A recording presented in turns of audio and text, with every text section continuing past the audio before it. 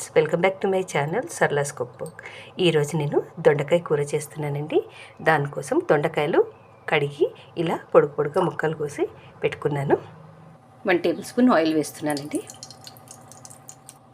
Oil కాగిందండి. ఇప్పుడు దీంట్లో ఆవాలు, జీలకర్ర, ఆనియన్ అండి, ఒక హాఫ్ ఆనియన్, కొంచెం కరివేపాకు, అల్లం వెల్లుల్లి పేస్ట్ అండి, ఒక హాఫ్ టీ స్పూన్. ఇప్పుడు కలుపుకోవాలి. కొంచెము అల్లం వెల్లుల్లి కొంచెం ఫ్రై కానిద్దాము. పచ్చివాసన ఫ్రై అయిపోయాయండి. ఇప్పుడు నేను కట్ చేసి పెట్టుకున్న ఈ దొండకాయలు యాడ్ చేస్తున్నాను. లైట్గా సాల్ట్ వేస్తున్నానండి. ఇప్పుడు బాగా కలుపుకుందాము. ఇప్పుడు ఈ దొండకాయ అనేది కొంచెం సేపు మగ్గనిద్దామండి. మూత పెట్టుకొని ఒక 2 నుంచి 3 నిమిషాల వరకు మగ్గనిద్దాము. దొండకాయ కొంచెం మగ్గిందంటే ఆయిల్లో ఇప్పుడు మనము కారం, ఉప్పు, పసుపు, ధనియాల పొడి యాడ్ చేసుకుందాము.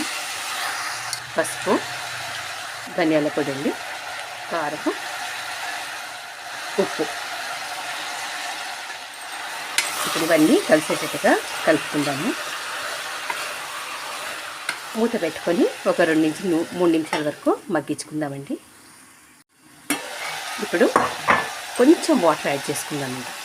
కొంచెం ఇప్పుడు మూత పెట్టుకొని ఒక విజిల్ రానివ్వాలండి.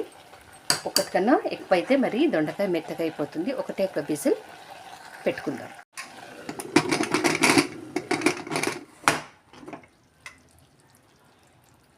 రెడీ అయిపోయిందండి దొండకాయ కూర. చూడండి, కొంచెం కూడా వాటర్ లేదు. ఒకవేళ వాటర్ ఉంటే మనం ఇంకొంచెము స్టవ్ మీద పెట్టుకుని దగ్గర కానిస్తే సరిపోతుందండి. ఇప్పుడు కొత్తిమీర యాడ్ చేస్తున్నాను. అయిపోయిందండి. ఎంతో టేస్టీ అయిన దొండకాయ కూర రెడీ అయిపోయింది. ఈ కూర సాంబార్, రైస్, రసం, పెరుగన్నంతో చాలా బాగుంటుంది. చపాతీతోటి కూడా బాగుంటుంది. చపాతీ, పుల్కాతో కూడా చాలా బాగుంటుంది. ఫ్రెండ్స్, మీకు ఈ రెసిపీ నచ్చినట్టయితే తప్పకుండా లైక్ చేయండి, షేర్ చేయండి అండ్ సబ్స్క్రైబ్ చేసుకోండి. పక్కనే ఉన్న బెల్ ఐకాన్ని యాక్టివేట్ చేసుకోండి ఫర్ ద అప్డేట్స్. ఇంకొక మంచి రెసిపీతో మళ్ళీ మీ ముందు ఉంటాను. Until then take care, be safe and this is Sarla signing of.